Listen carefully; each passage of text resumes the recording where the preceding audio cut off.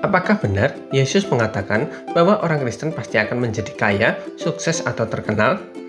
Biasanya, pendeta atau pastor penganut Injil Kemakmuran selalu mengajak jemaatnya untuk berkatakan imanmu, bayangkan apa yang kamu inginkan, ucapkan yang kamu inginkan, imani apa yang kamu inginkan dan sudah kamu miliki. Ucapkan keinginanmu secara berulang-ulang. Tuhan adalah Bapa yang baik yang akan mengabulkan permintaan anaknya. Dan parahnya, para penganut Injil Kemakmuran memaksa jemaat menggunakan potongan-potongan ayat Alkitab untuk membenarkan imannya.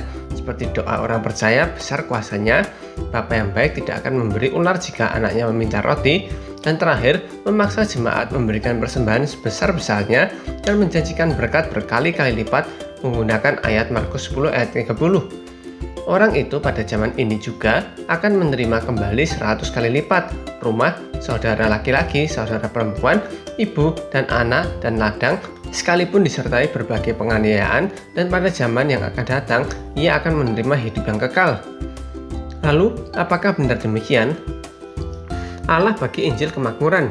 Bagi orang yang menganut Injil Kemakmuran, mereka menganggap atau meyakini bahwa Allah adalah Allah yang sangat baik yang pasti akan mengabulkan permintaan anaknya.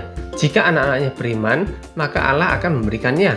Mereka percaya bahwa Allah itu ada, tapi yang mereka percaya Allah ada untuk kepentingan manusia.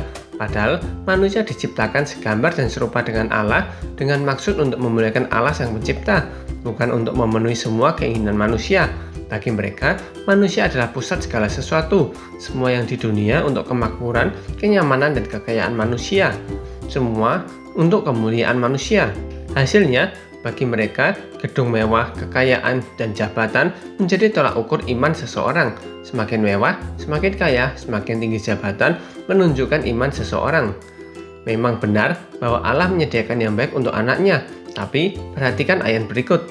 Yohanes 14 ayat yang 13-14. Dan apapun yang kamu minta dalam namaku, aku akan melakukannya, supaya Bapa dimuliakan di dalam anak.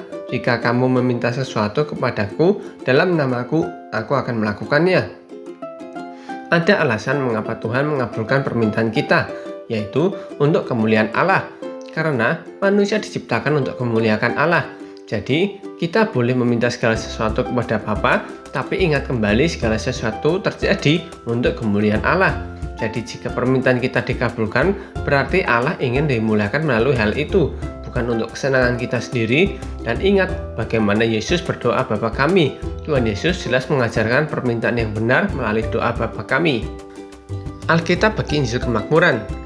Penganut Injil Kemakmuran percaya akan otoritas Alkitab, tapi masalahnya mereka hanya mengambil potongan-potongan ayat tertentu untuk membenarkan pemahaman mereka tentang Injil Kemakmuran.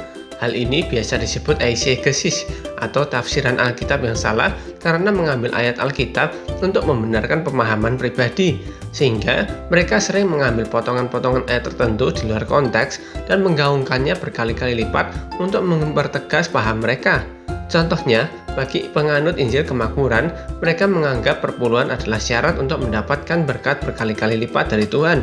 Perpuluhan memang alkitabiah, tapi motivasi penganut Injil Kemakmuran bukan untuk memperluas kerajaan Allah di dunia, tapi untuk mendapatkan balasan berkali-kali lipat dari Tuhan, alias perpuluhan dan persembahan dijadikan alat untuk kemakmuran diri sendiri.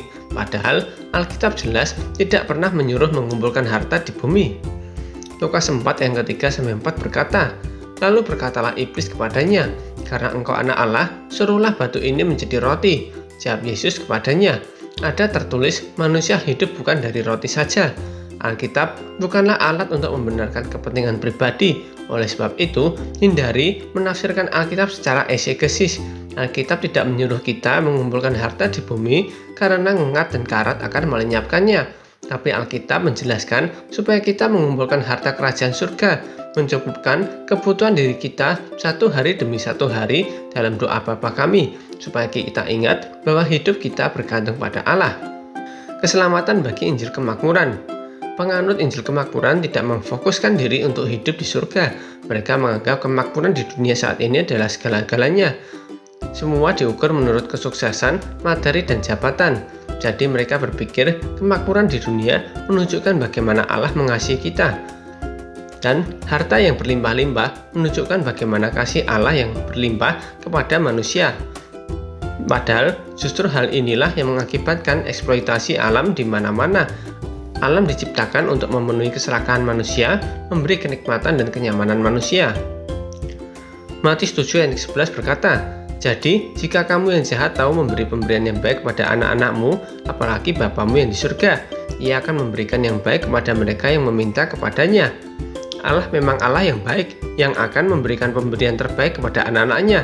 Tidaklah salah kalau kita memohon kecukupan setiap hari.